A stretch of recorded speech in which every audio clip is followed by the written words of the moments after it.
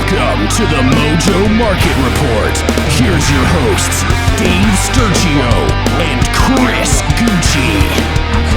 Hello, everybody, and welcome to another episode of the Mojo Market Report right here on a Football Monday. We hope you guys are doing well out there. Dave Sturchio, Chris Gueci, and of course, A5 Anthony behind the glass here from Chop Studios. And I mean, look, none of us are happy. Like, on a personal front, none of us are happy. We had ourselves a tough little Sunday. However, we had ourselves a great start to this Sunday. I do want to shout out all you loyal Giants fans, you crazy. I'm going to be as nice as possible. It was a great time. We went out there, hung out with a lot of Giants and Ravens fans over at MetLife Stadium for Mojo yesterday. Had a really good experience out there.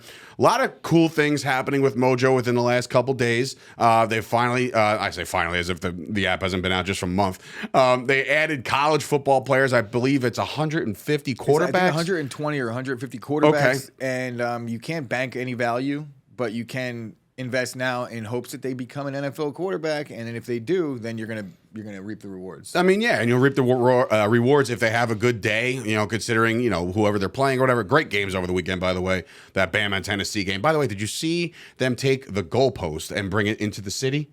I did. Very interesting. Very interesting how they got that out. I know that Tennessee has like a weird entrance for their players, so maybe they I don't know. I remember watching the end of that game, and they stormed the field, and I got a kick out of it because I love when Nick Saban is upset. So that was cool to see. But then I saw them carrying it up to like the upper deck of the stadium. I'm like, what is going on in Tennessee right now? Something in the water. They got fined. I mean, I'm sure that they're happy to pay that fine because they'll collectively do a GoFundMe or dance on something. Bama the way they did, you gotta celebrate. So props to the Tennessee Volunteers. Yes. Big so win. college football now Hooker. available. Hendon Hooker. Hey, listen, go ahead and invest in him right now. College football available right now on the Mojo app. Active right now. Before we get into anything else, I got to shout out Sporty Jordy. Congratulations to the Eagles, and I say that with no sincerity whatsoever. I'm sorry. You got to go and watch that game. I, for one, was on the couch just a mess. But anyway, we'll get into all that. But first, on the local front, we do have again, we were at the Giant game yesterday. A lot of people were buying long-term on Daniel Jones, and he delivered again. The Giants somehow are 5-1. I don't really know how to make sense of it. What is going on in the NFL right now? I don't understand what's happening this year. It doesn't make any sense to me. We have the Giants and the Jets both with a combined record of 9-1 through 6 weeks. It's like no, 9-3. 9-3 through 6 weeks. I was really giving them way too much credit there, but. Look, there's something in the water. I guess it can't be the Hudson River. That thing is a cesspool. But like, I would have to assume that there's something going on. The coaching matters, man. I'm watching these coaches on the sidelines, and they're playing inspired football, and it's good to see on the local front. Like I said, if you're a Giants or a Jets fan this morning, you're waking up happy, and the Yankees won, right? And we got the Yankees tonight too, Game 5. God help us. All right. The bullpen worries. Yeah. Big time. You and me both, bro. All right. So starting off with the Giants game, I want to talk about Kenyon Drake, one of the top movers of the day. And the reason why he's a top mover, as per usual, opportunity. There's a big thing happening here. Kenyon Drake was brought in, obviously. He was released by the Raiders, right? He was a Raider, and then he was picked up by the Ravens. Now, he was picked up as insurance to JK Dobbins, to Gus Bus. They have a running game over to Justice Hill. They have guys over there. Chris, can you explain to me where JK Dobbins was? I mean, he's on the flip side of this. We didn't bring him up. We got Kenyon Drake because of the day he had. Kenyon Drake actually has himself a day, 10 carries, 119 yards. Yeah, they lost the game, but he might have not solidified, but at least made it more interesting in the backfield. I don't know if there's an injury attached to the Dobbins usage yesterday. They didn't designate him with any injury. I know he's been banged up for the last better part of 2 years, so it could just be a little bit of that. But nonetheless, I mean, as good as it was to see Kenyon Drake bounce back and have himself a day yesterday, I'm a little skeptical about even Kenyon Drake because we've seen them alternate good weeks now. And J.K. Dobbins, I think that the amount that they have invested in him and in terms of draft capital and things like that, like they want him to be the guy. But maybe it was a case of riding the hot hand yesterday. I know Justice Hill did not play. I know Gus Edwards is not back yet. So it is just the two of these guys right now. And if you could remember, they really didn't get anything going before they had J.K. Dobbins back. But I want to point out a fact about the Ravens' running game. Through 2 weeks, they had none. They were the worst team in football. Since then, if you take the first 2 weeks of the NFL out, the Ravens are the number one rushing football team in the NFL. So they're back. Also Lamar Jackson. They're back. Unfortunately, they're not all the way back because they can't win football games down the stretch. They are a bad second half team. And I'm not in on Kenyon Drake. I'm a little bit out on JK Dobbins 1 week later where I was singing his praises. But I just need to see a little bit more and who's going to be the guy that separates himself. I don't think Kenyon Drake is going to take over as the lead back in that backfield by any stretch. We've seen Kenyon Drake for years now, and he's just not the lead back. He's a very good compliment. I'm still in on Dobbins moderately. I'm not selling if I invested in him yet. I still believe in him long term. Kenyon Drake, not so much. So. Yeah, I mean, the rushing attack, obviously, for the Baltimore Ravens, it starts with Lamar Jackson and then everybody else. And J.K. Dobbins, it was odd. Like I said, when we're working there at MetLife, you're getting home, you're trying to settle in, and I'm looking around, I'm like, wait, where's Dobbins? Like, is everything okay? Like, so I was actually kind of worried on if you're an investor in Dobbins, but again, let's pump the brakes. Let's not worry too much, but shout out to anybody who decided to invest in Kenyon Drake yesterday for a 1 game off. Yeah, and I'm about to be I'm just going to auto bet the Giants in the second half going forward because they do not play great in the first half. And then for whatever reason, they got – and that's what you want to see out of your team, if I'm being honest. Like, you don't want to see – I know the Eagles have been the opposite where they've played really well in the first half, and it doesn't matter. They're 5-0 now. 6-0. 6-0 now. Wow. Yeah, don't get me started. And I'd rather be a good second half team. I think the Eagles are a much better team than the Giants at this point on paper, but those Giants in the second half. Though? Like, I do think. I'm trying to figure this out. Like, the Giants are still, to me, an enigma. Like, I'm not about to sit here and sell you that the Giants are this dominant 5-1 team. I don't want to talk bad about the Giants, but because they're 5-1, and 5-1 is 5-1, and I love their head coach, and I love what their offense is able to do in the second half, and it's pretty much, what they're going to do, and they're still able to execute. Listen, but I still can't get beyond. I just can't get behind the Giants just yet as a legitimate threat, and I don't even think Giants fans are there yet. But it's very nice to see, and it's cool to see. Did you do some of those interviews yesterday? They've won the Super Bowl already. Well, no. That's outside the game. Drunk, going into a big game. Of course, you're going to behave that way. I would, but no. Talking to Giants fans last night after the game, there's still a little bit of skepticism, and rightfully so.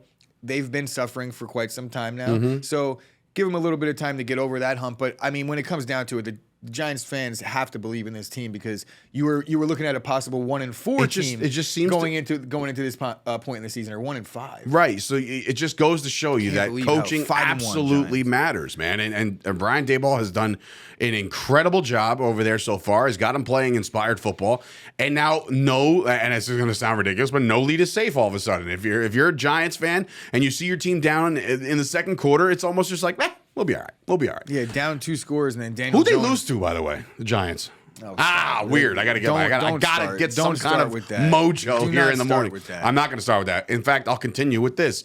The Jets won a football game yesterday, and I'm sorry. I mean, look. I'm good. I know you're good. I know the rule. Just leave you alone. Some people don't, and that's on them. But, like, those are the people that you can say, well, they're not my friends anymore. So, anyway, Breece Hall has himself an absolutely great day again. The guy is just, he's something special, man. He's got 20 carries last night, 116 yards, scored a touchdown. Everything was working for the Jets yesterday. When you have a running game like this, it's a beautiful, beautiful compliment to a young quarterback who's still getting his bearings. And, of course, special teams matter. Like, this entire game, this was a beatdown. Truth be told, it was. The Jets went in there and did their job. And Breece Hall benefited once again. He's up another 3% in 24 hours. His stock continues to rise. Do you see this continuing to just be a trend for the rest of the way? Like, what's going to stop Breece Hall? Breece Hall is really, really good. I was in on Breece Hall. I even going into the game against the Packers, I said, Breece Hall this week. The Packers haven't stopped the run yet this season, and they don't look like they're going to anytime soon. So keep that in mind when you have players going against Green Bay's defense. They don't stop the run. But yeah, Breece Hall, I said it after last week's games, Breece Hall is an RB1 in my book.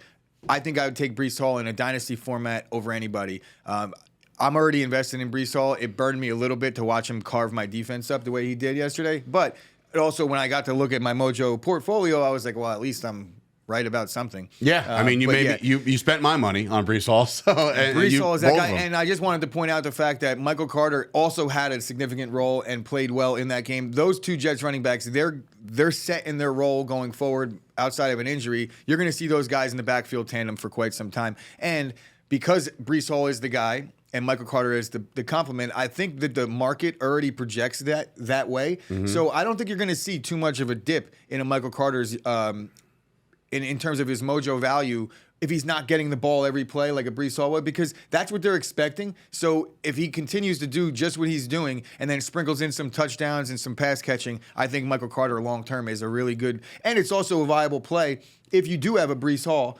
Guess who's going to take over the starting job if he does go down? So it's like you could alleviate some of that loss if a Breece Hall injury does happen and get in, and if multipliers make money with Michael Carter because he'll get the starting job. And if multipliers are available on a guy like Michael Carter on a day trade scenario where you're just kind of like, I have this good feeling that the Jets will run all over and be, you say that as a Breece Hall investor, and then you're like, well, if Carter gets in the end zone and I got myself a multiplier, if the Jets plan on running all over anybody, why not invest with both of these guys, which you did last week? Yeah, I did. And I want to point out certain things. When you look at the graphic of the chart where it says Breece Hall's, how he went up, the movement on his stock price, there is always an in-game opportunity to sell at the highest point, and you see it always dips back down a little bit. You want to play, you could play it safe and just wait because he might score another touchdown and go up more. But the point that I'm making is like there is some value even if a guy goes down for the day, which he did not. But a couple touchdown passes early, it spikes.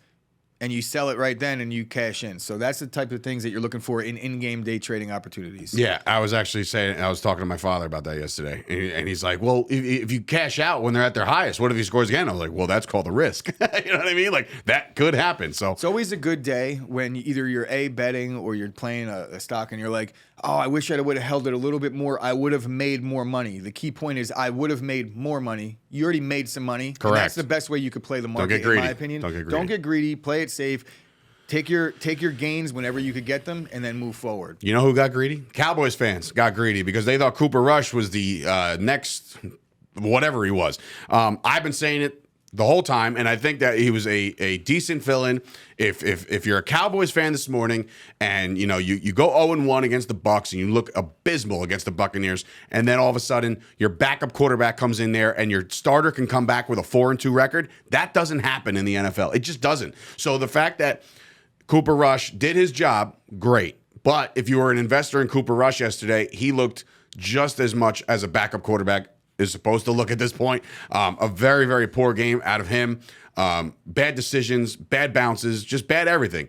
It's almost as if like he's not a scrambling or a mobile quarterback, but he's almost better when he's on the move. And like if he's sitting there in the pocket and he's just waiting, looking for something to open up, chances are there's going to be a mistake. And Dallas scripted that game poorly to start. The wheels fell off early. You're down.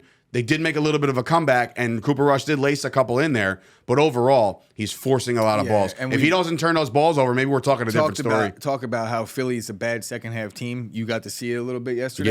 Yeah. But they've done enough in the first half of games to kind of just keep things afloat. Cooper Rush is not a starting quarterback in the NFL. It took 5 weeks for people to realize that. A lot of Dallas Cowboys fans were like demanding some type of quarterback controversy in Dallas, which is absolutely absurd. Dak Prescott is clearly far and away a better quarterback than Cooper Rush. And lucky for Cowboys fans or Dak Prescott or just the way the media would have handled it if Cooper Rush did win this game. It would have been something that you just wouldn't want to deal with. I'm not about to call out anybody individually within the media, but there are guys out there that literally tweeted, I wonder what Dak is rooting for to happen in the fourth quarter. Well, that's notable ridiculous. Guys. That's ridiculous. Dak Prescott knows that he's a starting quarterback. They're paying him a ton of money to be the starting quarterback. $40 million a year. And Cooper Rush, guess what? Cooper Rush proved his worth in this league. He 100% proved his worth, and that is a backup quarterback that could come in and win you 4 football games in the event that your starter goes down. That's a valuable piece. So while you see all the bad news about Cooper Rush and he's down, that's only because he's definitely losing his starting job next week.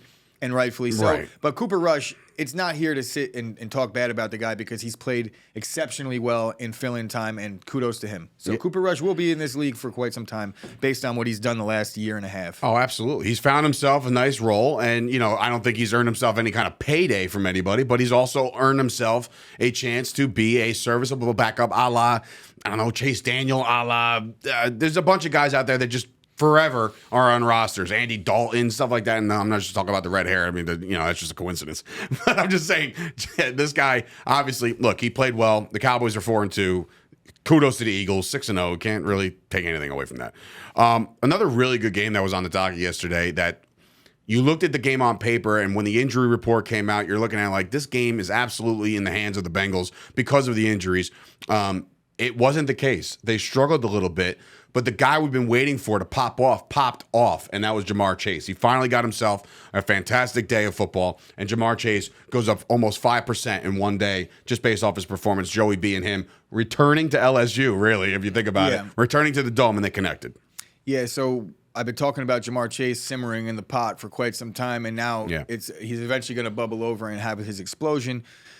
Look, Jamar Chase is too talented of a player to keep down for too long. The market responded accordingly in terms of him going down little by little each week, but not too much because the expectation is that at any given moment, Jamar Chase is going to explode. You could see Jamar Chase literally go off for 200 yards and 3 touchdowns in a half of football, and we have seen that last year against the Chiefs and maybe even the Ravens. Not sure, but they're definitely the Chiefs. I remember. And Jamar Chase, he's, like I said, I think he's a top 3 wideout in the NFL right now in terms of what he's about to do going forward. I wouldn't say he's better than a DeAndre Hopkins yet. There's certain guys like a Cooper Kupp, but in terms of where he's at in his career, he's in year 2.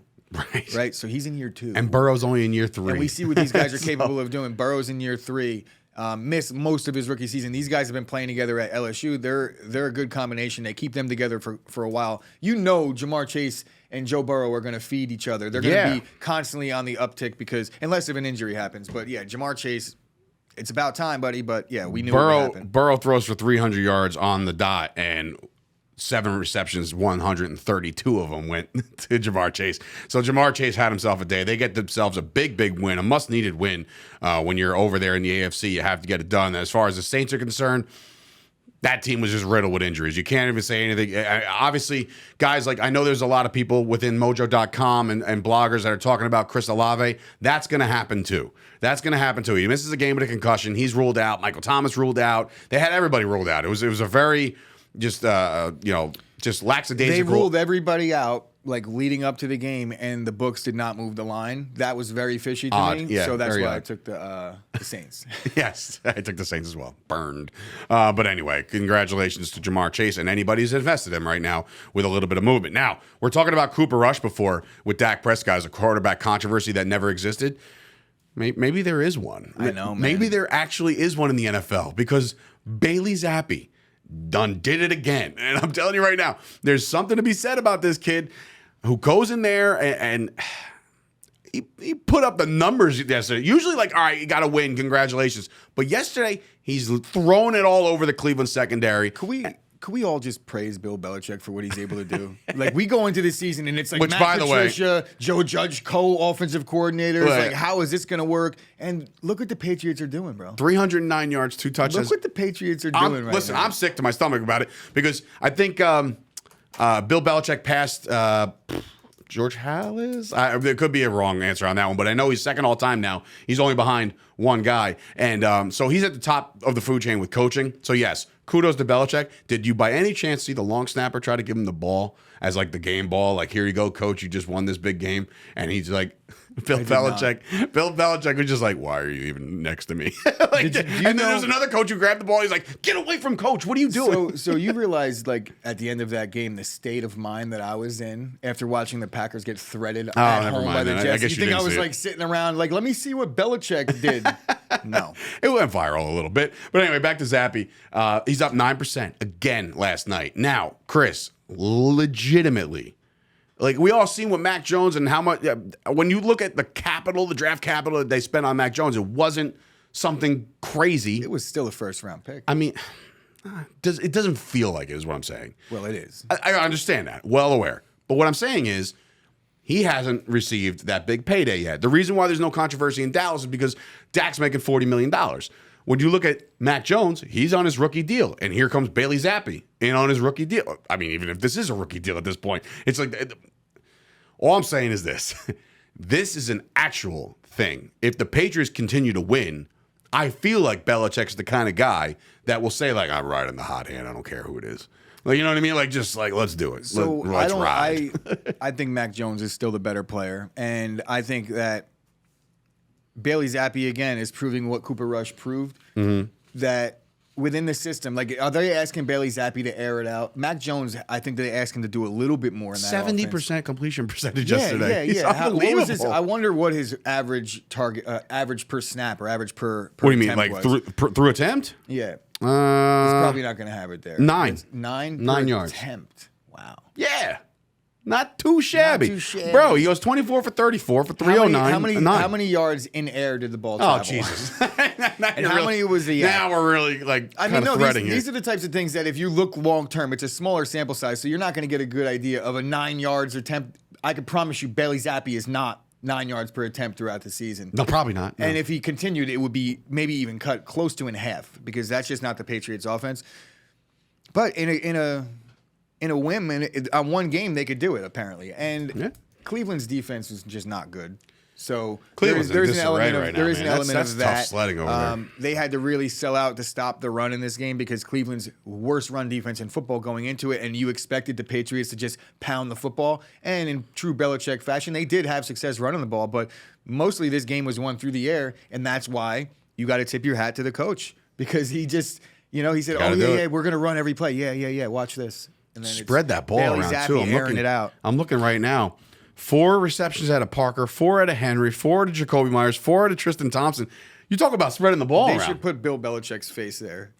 Bill Belichick really spread it around today. No, I'm not trying to take away from Bailey Zappe. I just think that if you were in the faction of people that invested in Bailey Zappe prior to this day, or maybe even like when Mac Jones originally got hurt, then you've gotten to reap the rewards of a Bailey Zappe shooting up in the Mojo market. But I still think when it's all said and done, as soon as Mac Jones is ready to go, he's going to go. Yeah, you would assume so. For now. Like, Bailey Zappe didn't come in here and light the world on fire. He's playing well. And neither did Cooper Rush. And he's bridging the gap. And it's always a good thing when you could win 2 games with your backup quarterback. Absolutely. Speaking of backup quarterbacks, there's one more that played yesterday, and it was in a losing effort. Poor Jimmy G, man. He went out there and lost to Atlanta. I don't understand it. It's not making much sense to me right now on the surface. But what I will say is Brandon Ayuk had himself an absolute day yesterday. And when I say that, 8 catches, 83 yards, 2 touchdowns. This guy's a stud, and he's been a stud for a long time. And yesterday, his stock rises over 8% in just one day's time. When you look at the 49ers offense, you know they were hobbled with injuries. Obviously, the one that ever stands out is Trey Lance. You lose him right away, right? And then you lose your Elijah Mitchell right away. So the running game takes a hit. But then Jeff Wilson Jr. comes in there, backup running back, decent, nice burst. When you look at the receivers over there at San Francisco, you're thinking right away, Debo, right? But like this time around, Ayuk said, cool, you cover Debo, I'll get open. And he had himself a great day in a losing effort. When Trey Lance got hurt, not to say that there was anybody happy about that because it was a terrible injury, but Brandon Ayuk must have been in the side, been like, well, I know I'm going to get throwing the ball a lot more now because Jimmy G loved throwing to Ayuk down the stretch last season. Yeah, that was a lot of it had to do with they moved Debo into the backfield for the most part. And Ayuk stepped up as almost an impromptu wide receiver 1 in sets where Debo was in the backfield, and he delivered. He came into last year, and Shanahan had him in a doghouse. He wasn't even really getting snaps. He wasn't even playing that much, and he worked his way out. And I think when you're able to do that with a coach like Shanahan, now you're in his favor. Because when you were a doghouse guy and you fight your way out the right way, coaches love that type of stuff, and I love Ayuk as a player. I think he's a perfect complement in that offense. They're really not going to be airing it out much, but they do have this red zone ability when it comes to Ayuk. He scores a lot, for the amount of times he touches the ball. He does have a lot of touchdowns. So I definitely am in on Ayuk. Very low right now too. But if you were in the realm of looking to invest in a receiver, Brandon Ayuk could be a possibility. I'm probably not going to because, like I said, I have a ton of guys that I'm interested in, and Ayuk just doesn't meet that criteria just yet. But if you do look at Ayuk down the stretch last season, week 8 on, it's hard to find a better number 2 wide receiver in football. Follow Chris Gueci on Twitter right now, at Chris Gueci, to find out what does meet the criteria of being one of Chris's guys. You're going to have to explain yourself. But yeah, so Ayuk is like right there, but he's just not one of your guys yet. He's not. I do like Ayuk. He's not Alec Pierce. He's not Duvernay. I think that the reason why I say another that, top mover. And I'll just clarify it right now. To be one of my guys, I think that I'm looking for the Ayuk before he becomes the Ayuk. I want the guy in the doghouse that's working his way out that I believe in now. That's the look. That's the receiver I'm looking for. But Ayuk, I feel like he already kind of, he banked some of this value. Okay. I think that there's not as high of a ceiling on Ayuk as some of these other guys. That's how I'll put it. I like it. Ayuk, Alec Pierce, very similar in terms of what they are able to do probably in the next year. Pierce gets his first touchdown yesterday. And what I've been told through sources is that he dedicated it to you. Thank you, buddy. He was like, all the belief that you had in me Send it to Chop Studios, Matawan, New Jersey. No. Sign it. Please, all right. buddy. Anyway, we got one more game to play in Week 6, and that is. I don't know how I truly don't know how. I mean, I know the schedule came out before he got bad. I'm glad you clarified. Yes, I can't believe they keep scheduling this. Like, it's not on the fly. It's not a wrestling event. We're not putting cards subject to change. It is the Broncos. Let's ride with Russ Wilson, who's going into LA tonight to play the Chargers. Look, there's Russell Wilson detractors that are saying that like he's been cooked and it's over. So if you believe that. You know, I'm not going to guarantee any kind of multiplying action here tonight on the Mojo Market, but keep your eye open. You never know. And if there is a short on a Russ in LA, I'm hard-pressed not to. He's not falling in the Carson Wentz department with me, but, like, Russ seems like he's just in disarray. And now you take away his running game, which even, by the way, might even be hampered tonight again. Melvin Gordon's questionable. I'm sure he'll go. But then you got Boone. I'm in on Boone. Latavius Murray can't play. Yeah? Yeah. Okay. Latavius Murray also scheduled to suit up for the first time, or at least making an impact on the first time.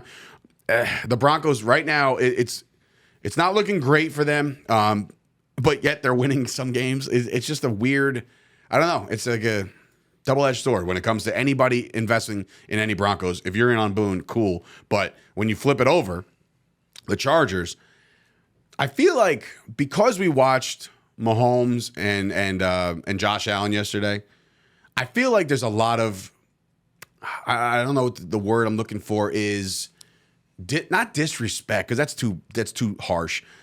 People are forgetting about how good Justin Herbert is, I think. And it's only because those two guys are really like top of the moon right now. Like they're the guys. Justin Herbert is one of those guys. I know you're invested in him. That was your first investment, right? Justin Herbert could be the guy tonight. So I'm well aware that the Broncos secondary is relatively good. But when you have no Keenan Allen, it has hampered him a little bit. Look for Everett tonight. Look for Mike Williams to kind of have himself a day. Eckler had himself an incredible game last week. I think the Chargers are being slept on a little bit, and I think they put their thumb on the NFL tonight. It's like, hey, we're here. We're here. The Chargers better because they're not playing like everybody expected this team to play. They're dealing with a litany of injuries on the defensive side of the ball, and that kind of opens the door a little bit for this struggling Broncos offense to have some success.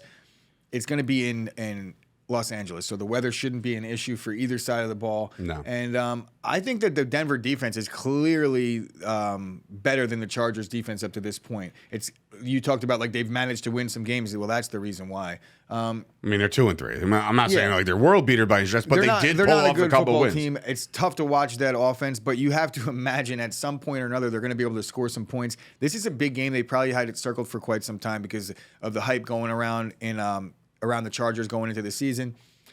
Look, Russ is dealing with an injury, and I guess that could have something to do with it. He supposedly has a strained lat on his throwing shoulder, a very similar injury. They had to come up with something for the guy. I know, that's what I was thinking. Like, but I mean, there's got to be something wrong with this guy. It wouldn't surprise me because if you've seen Russ, I never thought Russ was the guy that everybody else thought he was. But Russ has been a good football player. He is an accurate passer. He's made plays in this league. And since he got the finger thing last year, which he was injured all year, he didn't look good prior to that, though, I have to admit. And but now he's dealing with a shoulder injury or a lat injury. I would imagine that's a terrible situation for a quarterback to be in. Guys, in case you're not, we're not WebMD by any stretch, but your lat is right there. And when you throw, you use your lat. And it's connected. So that's a little difficult. When you're deeling with an injury and you're throwing the ball, it's connected to other things that you might have to compensate, and it just gets worse. I feel like you're talking to Jameis Winston right now. It's worse and worse and worse. You ever see that interview? I did. Like my neck, it's connected to my back. My back is connected to my knee. My knees hurt. Jameis. I love Jameis Winston. Take him as a quarterback's coach in a heartbeat. I don't want you to be my quarterback, but quarterback's coach just for the morale. Inspirational speeches on the sidelines? Absolutely. Yes. Do it. Jameis, sign me up. Feed me some dubs. All right, so obviously tonight we'll go down. Tomorrow we'll talk about some of the top movers as this week goes along. Be sure to follow all of the Mojo social media right now. We are on Twitter. We are on Instagram. We are on TikTok. We are over there on Discord. So if you want to join the conversation, head on over to Twitter tonight. There is probably, most likely, more than likely, going to be a Twitter Spaces. If you want to join the conversation, those guys will let you in, let your voices be heard. And go on over to mojo.com for all of your in-depth analysis and stuff like that, because those guys are really, really good. And like I said, most of the information that we grab every morning, comes from those guys, and a lot of great in-depth articles over there.